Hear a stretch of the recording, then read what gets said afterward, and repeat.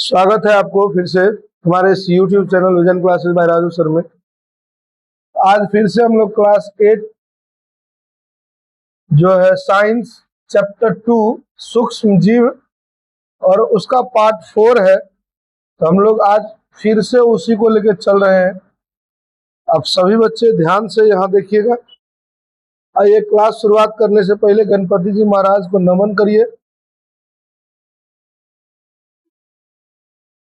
गणपति जी महाराज अर्थात गणेश जी महाराज को नमस्कार करिए। फिर चलते हम अपने क्लास की ओर।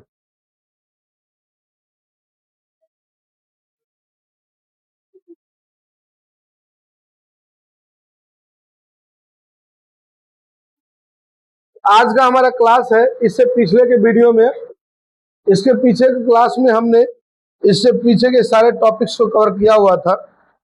इसमें हम जो है सो उससे आगे के जितने भी टॉपिक्स होंगे उनको कवर करेंगे। हम लोग कवक के बारे में जान रहे थे। अब आइए बाबू शराब उद्योग में देखते हैं कहीं ना कहीं कवकों का क्या महत्व है। तो सबसे पहले अंगूर, जौ या गन्ने के रस में मौजूद प्राकृतिक चीनी को अल्कोहल का अनुसूत्र C2H5OH होता है। तो C2 को नीचे में रखिएगा, H5 को भी नीचे में रखिएगा, OH एक साथ। अल्कोहल में बदलने के लिए सदियों से ईस्ट का उपयोग बियर, वाइन और सिरका बनाने में किया जाता है। तो याद रखेंगे इस बात का कि शराब उद्योग में गन्ना हो गया, जौ हो गया या फिर अंगूर हो गया, इन सभी चीजों को जो है अल्कोहल बनाने में भी ईस्ट का भी प्रयोग किया जाता है। अब आइए बाबू विटामिन का स्रोत। ईस्ट में विटामिन बी कॉम्प्लेक्स और प्रोटीन का एक बेहतरीन प्राकृतिक स्रोत माना जाता है। इसका उपयोग न्यूट्रिशनल सप्लीमेंट्स बनाने में भी किया जाता है। न्यूट्रिशनल सप्लीमेंट कहने का क्या मतलब है, जिससे बॉडी फिटनेस होती है, प्रोटीन मिलता है। जो देखेगा जिम उम करने के लिए जाता है ना, तो वो बोतल साथ में वो लेके जाता है नहीं, और उसको मिलाते रहता है हमेशा। तो वो होता है क्या चीज जानते हैं, वही होता है न्यूट्रिशनल सप्लीमेंट, ठीक ना। तो उन सब चीजों को बनाने में भी किसका इस्तेमाल किया जाता था, ईस्ट का। मुकुलन और लैंगिक प्रजनन की वह प्रक्रिया है जिसमें किसी जीव की शरीर के सतह पर कोशिकाओं के एक नियमित विभाजन के कारण एक छोटा सा उभार बनता है, जिसे मुकुल कहते हैं। ध्यान से देखिए बाबू, मान लीजिए एक मुकुलन विधि होती है, वो होती है बाबू प्रजनन की विधि। कौन सी विधि होती है, प्रजनन। जैसे मान लीजिए ये क्या है, तो जीव है, ऐसे जीव के शरीर में एक छोटा सा उभार आ गया, नहीं, ये जो उभार होता है उसको मुकुल कहते हैं। क्या कहते हैं बाबू, मुकुल। क्या कहते हैं, और यही मुकुल जो है ना वो गिर जाता है नीचे में जमीन पर, अब फिर से ये विकसित होकर के एक नए जीव का निर्माण कर देता है। तो इसी क्रिया को मुकुलन कहते हैं। कलम बंद रखिए सब। अगर आपसे कह दिया जाए कि मुकुलन से आप क्या समझते हैं, कहेंगे अलैंगिक जनन की वैसी विधि होती है जिसमें किसी जीवधारी के शरीर पर एक छोटा सा उभार आ जाता है, और वही उभार आगे चल करके एक बहुत बड़े जीव का रूप में परिवर्तित हो जाता है। तो समझ जाइए उसी को हम क्या कहते हैं, मुकुलन कहते हैं। अब देखिए बाबू, मुकुल जो उभार बनता है ना उसके शरीर में, जैसे ये देखिए ध्यान से, यह ना इसके शरीर में हमने क्या बना दिया, उभार, और यही उभार क्या कहलाता है, मुकुल। अब देखिए कहते हैं मुकुलन तो ये टूट के गिर के उसके बाद नया जीव का बनना मुकुलन कहलाता है, और इसको कहते हैं वो मुकुल। यह मुकुल जो है धीरे धीरे बढ़कर एक नए जीव का रूप ले लेते हैं और अंततः जनक के शरीर से अलग होकर एक स्वतंत्र सजीव बन जाते हैं, ठीक है। जैसे हम ही लोग देखते हैं, हम लोगों में होता है कि नहीं होता है जनन, खैर हम लोगों में तो लैंगिक जनन होती है, लेकिन हम लोगों में भी क्या होता है, एक छोटे से जीव जो होते हैं गर्भाशय में अर्थात गर्भ में बनते हैं, नहीं, और वही जीव धीरे धीरे धीरे धीरे 9 महीने कुछ दिनों के बाद जो है हमारे शरीर से अलग होकर के एक नए जीवधारी का निर्माण कर लेता है। ठीक इसी तरह से मुकुलन में क्या होता है बाबू, एक जीवधारी होता है, उसमें एक छोटा सा उभार आ जाता है शरीर के किसी भी भाग पर। यहाँ भी जैसे मान ले उभार आ गया, मान ले यहीं आ गया, कहीं भी एक उभार आ जाता है, और वही उभार जो है ना कुछ दिन के बाद धीरे धीरे बड़ा होकर के गिर जाता है। गिर जाने का मतलब क्या है, जमीन पर आता है, और उसके बाद ये जो है ना अलग होकर के एक बहुत बड़े जीव का निर्माण कर लेता है। तो समझिए इसी विधि को मुकुलन कहते हैं। आई जो उभार होता है उसको मुकुल कहते हैं। अरे तुम्हारे पर अब आगे आते बाबू, जनन को जानते हैं या जनन के प्रकार को समझते हैं। जनन किसको कहते हैं? तो जनन एक ऐसी प्रक्रिया है जिसके द्वारा जीवधारी अपने जैसे संतान को उत्पन्न करते हैं। ठीक है कि नहीं है? अगर आपसे पूछ दिया जाए जनन से आप क्या समझते हैं, तो क्या कहेंगे? वैसी प्रक्रिया जिसमें जीवधारी अपने जैसे संतान को उत्पन्न करता है, उसी को जनन या प्रजनन कहते हैं। ठीक है, आगे देखेंगे बाबू, जनन जो रहता है दो प्रकार के होते हैं। क्या प्रकार के? दो प्रकार के। एक होता है लैंगिक जनन, एक होता है अलैंगिक जनन। कौन सा जनन बाबू? एगो लैंगिक, एगो अलैंगिक। तो हम लोग अलैंगिक जनन को जान रहे हैं। या एक अलैंगिक प्रजनन होता है जिसका अर्थ होता है इसमें केवल एक ही जनक होते हैं। जनक मतलब माता पिता। ठीक है, की आवश्यकता होती है, कोई नर और मादा अलग अलग नहीं रहता। ई में देखो ध्यान से बाबू, आई में। ठीक है,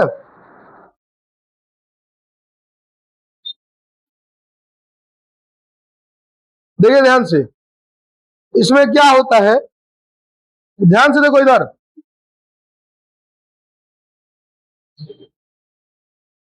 मान लीजिए वो जीव है, एक के वो जीव में ऐसे उभार निकल गया, ऐसे उभार निकल गया, ऐसे उभार निकल गया, ऐसे उभार निकल गया, इस तरह से उभार निकला ना, और उभार निकल निकल के फिर से ई जो है बड़ा होकर के जमीन पर गिर जाता है और फिर से एक शरीर का निर्माण कर लेता है, अर्थात एक जीवधारी का निर्माण कर लेता है। फिर इसमें उभार आना शुरू होता है, फिर इसमें ऐसे उभार आ जाता है, फिर इधर उभार आ जाएगा, फिर इहो गिर के फिर से एक नए जीव का उत्पत्ति कर लेगा। अर्थात कहने का मतलब ये है बाबू कि ये जो होता है ना, इसमें एक के गो माँ बाप के रूप में एक के गो जीव होता है कि नहीं होता है?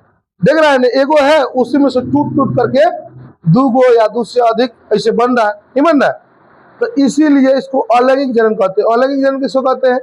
तो जनन की वह विधि जिसमें एक ही जनक पाए जाते हैं, एक से अधिक जनक नहीं होते हैं। अर्थात एक ही जनक के द्वारा दोनों के काम किया जाता है, नर के काम भी और मादा के काम भी, मतलब पुरुष और महिला दोनों का काम एक ही को जनक मिलकर कर देता है। उसी को हम लोग अलैंगिक जनन कहते हैं। कौन सा जनन कहते हैं बाबू? अलैंगिक जनन। अब आएंगे बाबू, पोषण को जानते हैं। इसका पोषण कहीं से होता है? तो मुकुल का। तो जब तक मुकुल छोटा रहता है वो अपने जनक के शरीर में जुड़ करके और उससे भोजन और उसी से पोषक तत्व ग्रहण कर लेता है। मुकुल मतलब क्या? वही छोटा सा भाग, जैसे इस जीवधारी का छोटा सा भाग हम बताए हुए थे ना आपको, नहीं बताए हुए थे? यही छोटा सा जो भाग है ये मुकुल हो गया। क्या हो गया बाबू? मुकुल। ये मुकुल जो है ना, देखिए अभी तक किसके शरीर में? जनक के शरीर में। किसके शरीर में? जनक के। जनक के शरीर में जब तक रहेगा तो ये जनक से ही क्या करेगा? पोषण ग्रहण करेगा। मतलब खाना पीना जो है वो जनक से अर्थात इसी से ले लेगा। तो समझ जाइए बाबू, इसका पोषण का यदि बात किया जाए, इनका पोषण जो होता है इनका है,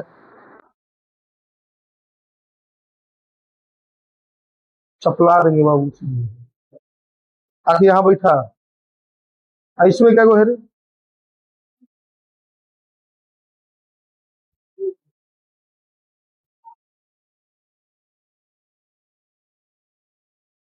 ये जो है पोषण कैसे करता है बाबू? तो ये क्या होते हैं? तो जीव के अर्थात जनक के शरीर में रहते हैं, इन्हीं के शरीर से पोषक तत्व ग्रहण करके अपना पोषण करते हैं। अगर मुख्य उदाहरण, यह प्रक्रिया मुख्य रूप से ईस्ट में एक कोशिकीय कवक और हाइड्रा बहुकोशिकीय कवक में या जलीय जीव में पाई जाती है। ध्यान से समझिए बाबू, ये जो है पोषण या ये जो विधि होती है वो किसमें पाई जाती है? एक कोशिकीय जीव में कौन आता है? ईस्ट आता है। और बहुकोशिकीय जीव में कौन आता है? तो हाइड्रा। क्या आता है? हाइड्रा। हाइड्रा बाबू तो जलीय जीव है। आगे चलेंगे तो द्विविभाजन होता है। द्विविभाजन किसको कहते हैं बाबू? अलैंगिक जनन की वह विधि होती है जिसमें एक परिपक्व कोशिका जो होती है वो दो बराबर भागों में विभाजित होकर के नए एवं स्वतंत्र जीव का निर्माण करता है। ध्यान से देखिए,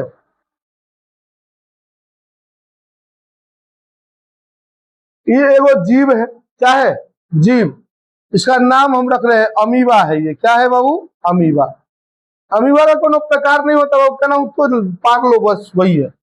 देखो ध्यान से, अमीबा है, ये छोटा अमीबा है, कुछ दिन के बाद बड़ा हो रहा है। ठीक है, धीरे धीरे बड़ा होता है तो केंद्रक भी इसका क्या हो जाता है, बड़ा होना शुरू होता है। केंद्रक बड़ा होगा तो धीरे धीरे इसका केंद्रक लंबा होता चला जाएगा। क्या होता चला जाएगा बाबू, लंबा होता चला जाएगा, धीरे धीरे इस तरह से लंबा होता चला जाएगा। यही एक समय आएगा, यही जो है ना लंबा होते होते होते होते होते होते क्या करेगा, यही लंबा होते होते टूट जाएगा यहां से, बीच से क्या होगा, टूट जाएगा बीच से, और बीच से टूटने के बाद फिर से क्या बनेगा, दूगो अमीबा बना लेगा। क्या अमीबा बना लेगा,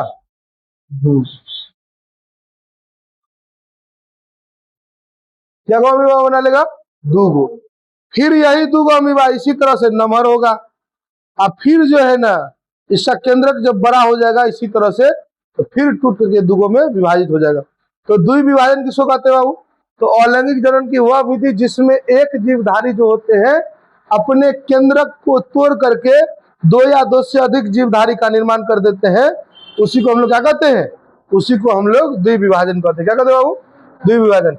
द्विविभाजन आपसे पूछ दिया जाता है अलैंगिक जनन की वह विधि जिसमें एक कोशिकीय जीव, एक कोशिकीय वाले जीव दो बराबर भागों में विभाजित होकर के स्वतंत्र जीव का निर्माण कर देता है, उसी को हम लोग क्या कहेंगे, द्विविभाजन कहेंगे। द्विविभाजन बाबू पूरी प्रक्रिया जो होती है आकार में वृद्धि होके होती है। सबसे पहले जनक की कोशिका जो होती है वो पूरी परिपक्व हो जाती है, मैच्योर हो जाती है और अपने आकार को बड़ा करते जाती है या बड़ा करती है। फिर डीएनए अर्थात केंद्रक का दोहरीकरण होता है।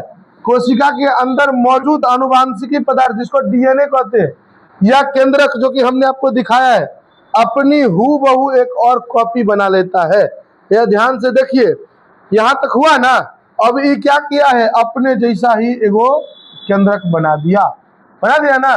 अब ये धीरे धीरे आगे चल करके दोनों अलग होकर के ये एगो अलग जीव बन जाएगा, ये एगो अलग जीव बन जाएगा। क्लियर है बाबू, चलिए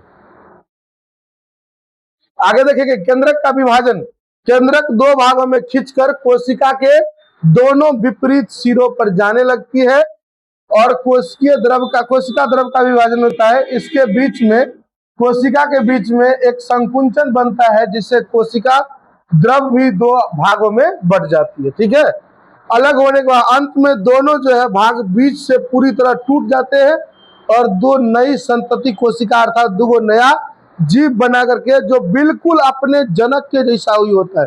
मतलब ये समझिए अलैंगिक जनन में जो भी जनन होती है जिनका भी वो सेम टू सेम अपने जनक के समान ही होते हैं। जैसे एग्जाम्पल के तौर पर ध्यान से समझिए, हम लोगों में जितने भी आदमी यहाँ बैठे हुए हैं सभी अपने माता के संतान है नहीं, लेकिन हर एक बच्चे का शकल अपने माँ से गारंटेड मिलता भी होगा, नहीं भी मिल सकता है नहीं। लेकिन एक कोशिकीय जो अलैंगिक जनन जिसमें होता है उसमें जो बच्चे होते हैं उनका हूबहू शकल हर एक चीज किसे मिलेगा, अपनी माँ से मिलता है। क्यों, क्योंकि एक गो पेरेंट होता है, वही दो भाग में बट जाता है, तो दोनों में किसी भी प्रकार का परिवर्तन देखने को नहीं मिलेगा। द्विविभाजन का प्रमुख उदाहरण है अमीबा। अमीबा का कोई निश्चित आकार हम लोग अभी तुरंत बोला नहीं होता है, इसीलिए इसका शरीर जो है किसी भी तल से दो भागों में विभाजित हो सकता है। अब बैक्टीरिया के बारे में बात करेंगे तो अनुकूल स्थितियों में बैक्टीरिया हर 20 मिनट में द्विविभाजन करके अपनी संख्या बढ़ा लेता है। मतलब ये समझिए बाबू, जो बैक्टीरिया होती है हर 20 मिनट में द्विविभाजन करके अपना संतान बहुते बढ़ा सकता है या बढ़ा लेता है। आगे आगे बाबू पैरामीशियम, ठीक है, पैरामीशियम करा है, इसमें आरा जैसा द्विविभाजन होता है, अर्थात कहने का मतलब अनुप्रस्थ की तरह।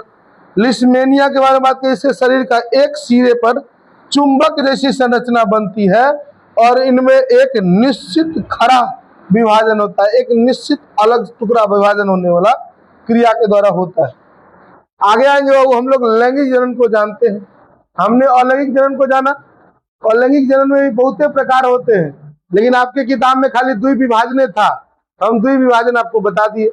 द्विविभाजन जो होता है बाबू वो क्या होता है, जब एक ही जीवधारी जो होते हैं वो दो बराबर भागों में टूट करके अपने केंद्रक को अलग करके नए नए जीवों की उत्पत्ति कर लेते हैं, उसी को क्या कहा जाता है, द्विविभाजन कहा जाता है। अब आएंगे वो लैंगिक जनन को देखते हैं। तो जनन की वह विधि जिसमें दो भिन्न भिन्न जनक, जनक मतलब माता पिता, जिसमें एगो नर होता है एगो मादा होती है, दोनों की दोनों भागीदारी करती है और उसके द्वारा उत्पादित नर एवं मादा युग्मकों का निषेचन के फलस्वरूप नए जीव का निर्माण होता है, उसे ही लैंगिक जनन कहते हैं। ये तो पूरी एकदम बढ़िया से तोड़ के बता दिया गया, लेकिन चलिए हम आपको कहते हैं लैंगिक जनन याद करने की क्या कहिएगा। लैंगिक जनन कहते हैं वैसे जनन या जनन की वह प्रक्रिया जिसमें दो जीवधारियों के द्वारा अपने जैसे संतान को उत्पन्न किया जाता है, उसी को हम लोग क्या कहते हैं, लैंगिक जनन कहते हैं। क्या कहते हैं बाबू, लैंगिक जनन। दूगो जीवधारी कहने का क्या मतलब है, एगो नर हो एगो मादा हो, मतलब एगो लड़का हो एगो लड़की हो, ठीक है। और दोनों के मिलने से जो संतान उत्पन्न होता है उसी जनन को हम लोग लैंगिक जनन कहते हैं। कौन से जनन कहते हैं बाबू, लैंगिक जनन। ध्यान से देखिए इधर,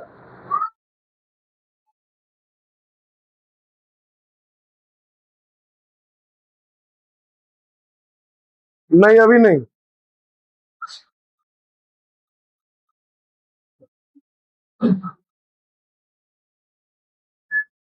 उसे ही क्या कहते हैं बाबू, लैंगिक जनन। आइए ध्यान से देखिए, लैंगिक जनन की चार मुख्य विशेषताएं क्या क्या है।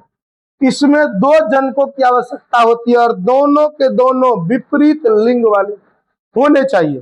कौन से होने चाहिए बाबू, विपरीत लिंग वाले, मतलब एगो नर होना चाहिए तो एगो मादा होने चाहिए। ये नहीं कि दूगो नर मिलकर के लैंगिक जनन कर सकता है, ऐसा बात नहीं है, या दूगो मादे मिलकर लैंगिक जनन कर सकता है, ऐसा बात नहीं है।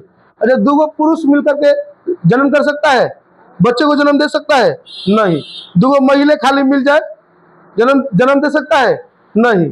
किसको किसको मिलना पड़ता है, एगो नर को एगो मादा को, मतलब एगो लड़का एगो लड़की। अब आइए बाबू, युग्मकों का निर्माण होता है। इसमें युग्मकों का निर्माण होने का क्या मतलब है कि नर के शरीर से नर युग्मक मतलब शुक्राणु निकलते हैं, ठीक है, और पौधों में ये परागन होता है। एग्जाम्पल समझिए ध्यान से, लड़का के शरीर से बाबू शुक्राणु निकलता है। क्या निकलता है, शुक्राणु। अच्छा, फूल में भी लैंगिक जनन होते हैं, किसमें, फूल में, किसमें बाबू, अच्छा जैसे फूल में लड़का, जैसे हम लोगों में लड़का लड़की होता है ना, फूलों में लड़का लड़की होता है, तो फूल में लड़का वाला जो पार्ट होता है उसको परागन कहते हैं। क्या कहते हैं बाबू, परागन। ध्यान से देखिए, और मादा में से क्या निकलता है, अंडाणु निकलता है। क्या निकलता है, अंडाणु। ये समझिए, इसमें युग्मकों का निर्माण होता है।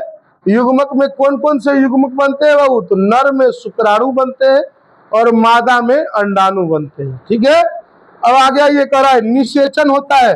जब नर और मादा दोनों आपस में मिलते हैं तो वहां क्या होती है, तो एक क्रिया होती है जिसके पश्चात क्या होता है, तो नर के शुक्राणु और मादा के अंडाणु जो होते हैं एक जगह होती है जिसको फेलोपियन ट्यूब कहा जाता है, ठीक ना।